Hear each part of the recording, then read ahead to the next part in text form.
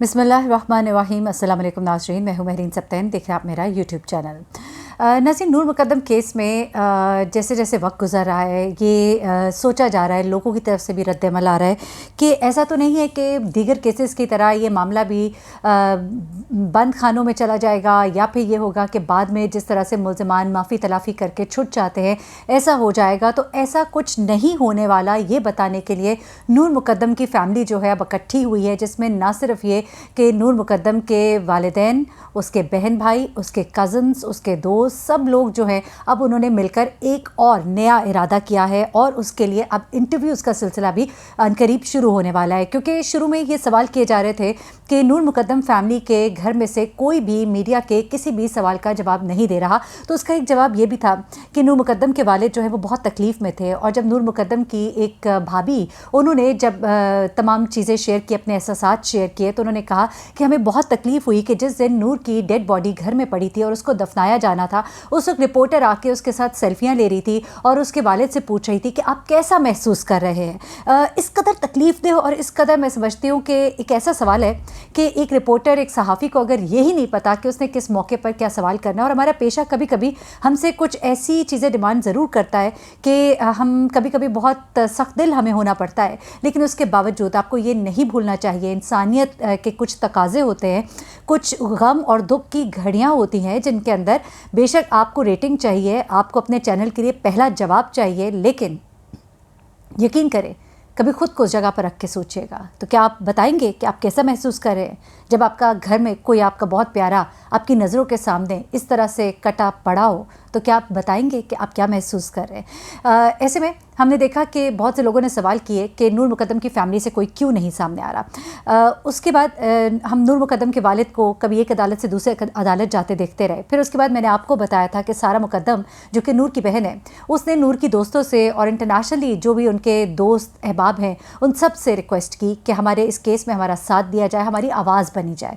उसके बाद मैंने आपको ये भी रिपोर्ट किया अपनी गुज़िश्ता वीडियो में कि लेटर्स लिखे गए बाहर से, ओवरसीज़ पाकिस्तानीज़ ने, इन्फ्लुएंशियल पीपल जो वहाँ पर हैं, उन्होंने वज़ीर-ए-आज़म इमरान खान साहब को ख़त लिखा कि वो देखना चाहते हैं इस मामले में इंसाफ होता हुआ। और स्पीडी ट्रायल के लिए अब ख़ास तौर पे नूर मुक़द्दम की फ़ैमिली जो है अब सड़कों पर आई और उन्होंने हाथों में बैनर्स उठाए। और इससे पहले कि इस्मत आदम जी और जाफ़र जो है इसकी ज़मानत का केस जो है अदालत में जो कि अभी आना है सामने हाई कोर्ट में, इस्लामाबाद हाई कोर्ट में, उससे पहले ये लोग सड़कों पर आए बैनर्स लेकर, एक अपनी आवाज़ रिकॉर्ड कराने के लिए, एहतजाज रिकॉर्ड कराने के लिए। और यहाँ पर नूर मुक़द्दम की बहन सारा मुक़द्दम ने भी बात की, यहाँ पर नूर मुक़द्दम के भाई ने भी बात की और इन्होंने क्या ये चाहते हैं ये भी बताया।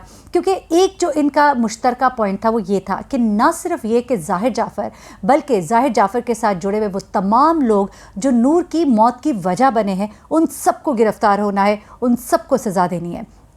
अब यहाँ पर आपको मैं बताती हूँ नूर मुक़द्दम की बहन सारा मुक़द्दम से जब सवाल किया गया, एक देखिए, एक उसके एहसासात है, जज्बात है, तकलीफ़ है, परेशानी है, अपनी बहन के बिछड़ने का दुख है, और इस दुख और इस जज्बात के साथ, और यही उसके लहजे के अक्कास भी थे, इसने कहा कि नूर मुक़द्दम इंसानियत की केयर करने वाली एक शख्सियत थी।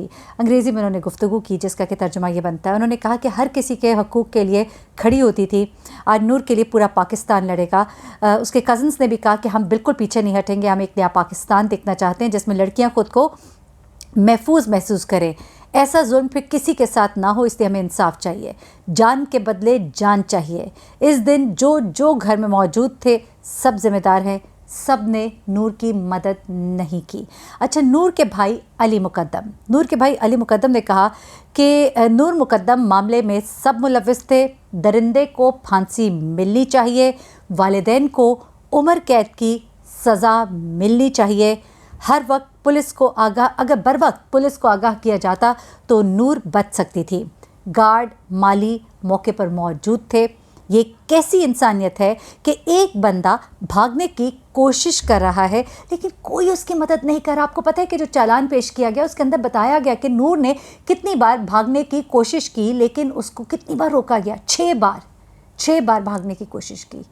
ایک دفعہ جب وہ گیٹ تک پہنچتی ہے تو گارڈ دروازے کو بند کر کے نیچے بیسمنٹ میں چلا جاتا ہے. دوسری بار جب وہ دروازے تک پہنچتی ہے تو مالی اس کو باہر نہیں نکلنے دیتا ہے. یہ مالی کا کردار جو مالی صاحب فرما رہے ہیں نا کہ میں تو گھر کے باہر کام کر رہا تھا, میں نے تو دیکھا جعفر صاحب اس کو یوں گھسیٹتے ہوئے لے گئے. ارے بھائی یہ مالی, یہی وہ درندہ, یہ بھی درندہ ہے جس نے اس لڑکی کو, لاچار کو گھر سے باہر نہیں نکلنے دیا. انہوں نے اپنا دکھایا نا, وفاداری دکھائی. اب وفاداری بھگتے کاٹے جیل میں ساری زندگی اپنی. ہونا چاہیے ان کے ساتھ ایسے. اور یہ میرا پیغام ہے اس ویڈیو کے ذریعے ان تمام لوگوں کے لیے جو ملازمین ہیں, چاہے ادارے میں ہے, چاہے لوگوں کے گھروں میں کام کرے. خدا کے لیے جب بھی آپ کہیں بھی کام کریں انسانیت کو نہ بھولیے, ورنہ پھر آپ کو حساب دینا پڑے گا اور اس وقت آپ کا کوئی پرسان حال نہیں ہوگا. اچھا, اب وہ یہ کہتے ہیں کہ علی نے یہ بات کہی کہ گارڈ اور مالی موقع پر موجود تھے, کسی نے اس کی مدد نہیں کی بلکہ اس کو جب وہ بھاگنے کی کوشش کر رہی تھی تو اس کو روکا گیا. اچھا, اب نور کے کزن ہے, انہوں نے یہ کہا کہ جس طرح ظاہر نے نور کے ساتھ ظلم کیا اس کے ساتھ بھی ایسا ہی ہونا چاہیے. It is in acceptable. ہم خاموش رہے تو کہیں دوسرا ایسا ہی واقعہ نہ ہو جائے. ہم سب کی آواز بن رہے ہیں, ہم سب کو بھی آواز بننا ہے. اور یہ نور جو ہے, ظاہر سی بات ہے, ایک بیٹی ہے, بہن ہے. اس لڑکی کے ساتھ جو کچھ ہوا ظلم اور زیادتی کی انتہا ہے. لوگ اپنے کامنٹس میں بہت سی غلط باتیں بھی کرنا شروع ہو جاتے ہیں, لیکن اپنے دل پر ہاتھ رکھ کے سوچیے گا کہ آپ کا گھر کا کوئی ایسا فرد جسے آپ بڑا پیار کرتے ہیں, رشتہ ہے آپ کا اس کے ساتھ کچھ ایسا ہو تو آپ کیا بیٹھ کر دیکھیں گے کہ وہ کتنا صحیح اور کتنا غلط تھا؟ نہیں. آپ لوگ جب یہ کامنٹس کرتے ہیں تو خدا کے لیے تھوڑی دیر کے لیے اپنے آپ کو اس جگہ پہ رکھ کے دیکھا کیجیے. البتہ اب کچھ چیزیں جو ہیں, یہ انٹرم چلان ہے بیسیکلی, کیونکہ میں نے آپ کو بتایا تھا کہ اس چلان کے اندر ابھی بہت سی چیزیں اپڈیٹ ہونی ہیں. اس کے اندر ابھی جو موبائل فون کا کمپلیٹ فورینسک ہے وہ بھی ابھی سامنے آنا ہے, وہ بھی اس کے اندر ایڈ ان ہونا ہے. اب یہ جو چلان پیش کیا گیا, یہ کوئی تقریباً 670 صفحات کا چلان ہے. اب یقین کریں اس چلان کے اندر جو باتیں کی گئی ہیں اس کو سن کے ایک تو بہت سی چیزیں بہت سی چیزیں کلیئر ہوئی ہیں, لیکن ساتھ ہی ساتھ یہ بھی پتہ لگا کہ وہ تمام لوگ جو اپنے آپ کو بے قصور کہتے رہے وہ کتنے قصوروار ہیں. وہ جو چوکیدار افتخار ہے, میں نے آپ کو بتایا کس طرح سے وہ بیسمنٹ میں چلا گیا, کس طرح سے دوسری بار جب وہ واش روم کی کھڑکی سے باہر آنے کی کوشش کرتی ہے تو دوسری بار جو ہے ملزم مالی جان محمد جو ہے گیٹ کھولنے سے اسے روکتا ہے. اگر مالی نہ روکتا تو وہ بچ سکتی تھی. اب یقین کریں کیسے کیسے لوگوں نے اس کے اوپر ظلم کیا. اس کے بعد امجد جب زخمی ہوا وہاں پر انہوں نے RTA یعنی کہ روڈ ایکسیڈنٹ لکھوایا. یہ جھوٹ بولتے ہیں کہ ہم نے ان کو یہ کہا تھا, انہوں نے یہ لکھ دیا. اچھا, یہ سارے کے سارے. پھر وہ خاموش رہا یہاں تک کہ جب وہ ہاسپٹل سے ڈسچارج ہوا تو اپنے گاؤں چلا گیا. یہ اس کی اتنی بڑی کرمنل ایکٹیویٹی ہے, آپ کہہ لیجیے نیگلیجنس تو نہیں کہوں گی میں, نیگلیجنس ہو گئی, غلطی سے ہو گئی نا. آپ نے پلان کیا اب غائب ہو جائے, منظر سے غائب ہو جائے. اب وہ طاہر ظہور صاحب فرماتے ہیں جو CEO ہے تھیراپی ورک پاک کے, وہ کہتے ہیں کہ جی ہم تو کرا رہے تھے رپورٹ, ہماری تو رپورٹ نہیں لکھی گئی. ایسا کیسے ہو سکتا ہے؟ آپ لوگ اتنے صاحب حیثیت لوگ ہیں اور آپ پولیس والوں کو کہیں رپورٹ لکھو, وہ رپورٹ نہ لکھیں. آپ لوگ خاموش تماشائی بنے ہوئے تھے, آپ لوگ کلپریٹ پارٹی کا ساتھ دے رہے تھے. آگے چلیے. اس کے بعد ایک تو میڈیکل رپورٹ نہ لکھوانا. پھر اس کے بعد نور کو ایک سوال کیا گیا تھا, شروع میں کچھ اس طرح کی باتیں آ رہی تھی کہ نور کو شاید کوئی نشاور چیز کھلائی گئی ہو جس کے بعد اس کا مرڈر کیا گیا, کہ کس طرح کی ریزسٹنس اس نے شو کی نہیں کی مرڈر کے ٹائم پر. تو اب یہ بات سامنے آئی ہے کہ کوئی نشاور چیز یا زہر جو ہے اس کو نہیں دیا گیا, ایسا کوئی ثبوت ابھی تک نہیں ملا. اچھا, 12 ملزم اس میں جو نامزد ہوئے ہیں ان کے بارے میں بھی سوال ہو رہے تھے کہ جی 12 لوگ, 18 لوگ بلکہ کچھ تو یہ بتایا گیا. وہ لوگ جو ہے اس میں بہت سے لوگ ہیں جو پولیس والے ہیں جو جائے وقوع پہ تھے, انہوں نے دیکھا کیا دیکھا نہیں دیکھا, یہاں تک کہ نور مقدم کے والد بھی اس میں گواہان میں شامل ہیں. اب وہ کس طرح سے, کیونکہ وہ اس واقعے پہ پہنچے تھے, موقع پہ پہنچے تھے, انہوں نے کیا دیکھا نہیں دیکھا. اس کے علاوہ ایک اور تکلیف دہ بات, جس وقت نور مقدم کے والد اس گھر میں انٹر ہوئے اس وقت وہاں پر ظاہر جعفر بھی تھا, اور اپنی بیٹی کے قاتل کو اپنی آنکھوں کے سامنے دیکھنا اور ایک باپ کا بڑا حوصلہ ہے. میں کہتی ہوں بہت ہی تکلیف دہ بات ہے. ظاہر کے موبائل کی ٹچ سکرین ٹوٹی ہوئی تھی, تو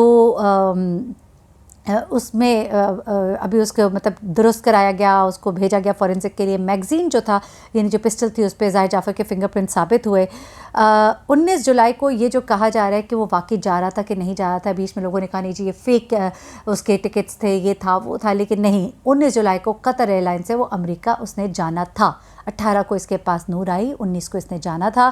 ظاہر نے نور کا موبائل جو ہے وہ ساتھ والے روم میں چھپایا تھا, جو بعد میں اس کے گھر سے برآمد کر لیا گیا, کیونکہ وہ نہیں چاہ رہا تھا کہ کچھ معلومات اس کے حوالے سے ملے زاہد جعفر کے والدین نے اگر پولیس کو بروقت آگاہ کیا ہوتا تو پھر یہ معاملہ جو ہے اس طرح سے نہ ہوتا۔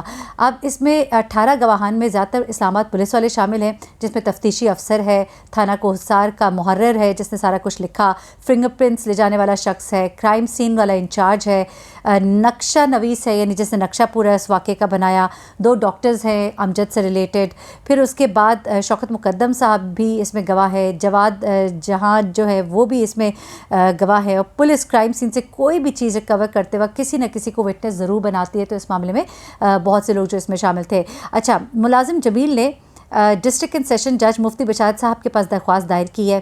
اب وہ اسے کیا درخواست دائر کی ہے وہ بھی مختصر سا سن لے، کیونکہ اس کا کیس بھی اب ہونا، اسے کہا کہ جی میرا کیس جو ہے نا وہ بھی عطا ربانی کی عدالت میں ٹرانسفر کر دیا جائے۔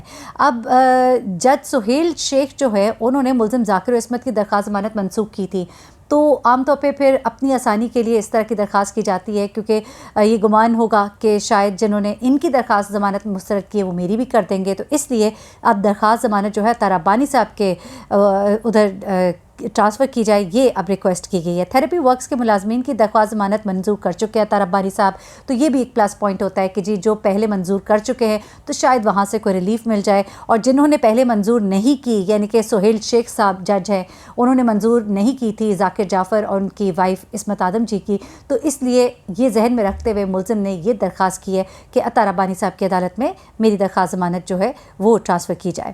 اب مفتی بشارت جو ہے وہ فیصلہ دے چکے محمد جمیل اور مالی جان محمد کی درخواست ضمانت کے ان کے پاس زیر التوا ہے۔ اچھا، محمد جمیل کی درخواست پر مانگا گیا ریکارڈ بھی آ چکا ہے، اب چالان ایڈیشنل اینڈ سیشن جج عطا ربانی کی کورٹ میں آ چکا ہے، عدالت سے رائے مانگی گئی ہے کہ جتنے بھی ریلیونٹ کیسز ہیں ان کا حل اسی عدالت سے نکالا جائے گا۔ ٹھیک ہے جی، عدالت نے فیصلہ سناتے ہوئے کہا ہے کہ یہ درخواستیں سہیل شیخ صاحب کی عدالت سے وڈرا کی جائیں گی اور اب سب کی سب عطا ربانی صاحب کی عدالت میں منتقل کی جائیں گی تاکہ کمپلیٹ کیس جو ہے وہ ایک جگہ پہ اس کا فالو اپ ہو۔ شوکت مقدم کے جو وکیل ہیں انہوں نے اس درخواست کی مخالفت کی تھی، بعد ازاں عدالت نے ان درخواستوں پر 11 ستمبر کی تاریخ جو ہے وہ مقرر کر دی ہے۔ میں نے کہا میں آپ کو اس کیس کی پوری اپڈیٹ دے دوں کہ اب آگے کیا ہونے جا رہا ہے، عطا ربانی کی عدالت میں یہ کیوں سارا کیس شفٹ کیا گیا ہے، اور اس کے اوپر تحفظات جو شوکت مقدم صاحب کے وکیل کے ہیں وہ بھی آپ کو بتا رہی ہوں، اور مین کیس جو ہے وہ 23 ستمبر کو لگے گا۔ ٹھیک ہے جی، اور یہ تمام تر چیزیں ہیں ابھی تک کی اس کیس کی جو اپڈیٹس ہیں، مزید جو اپڈیٹس ہوں گی وہ میں آپ کے سامنے لاؤں گی۔ اپنی دعا میں مجھے بھی یاد رکھیے گا، اپنا بہت خیال رکھیے گا، اللہ حافظ۔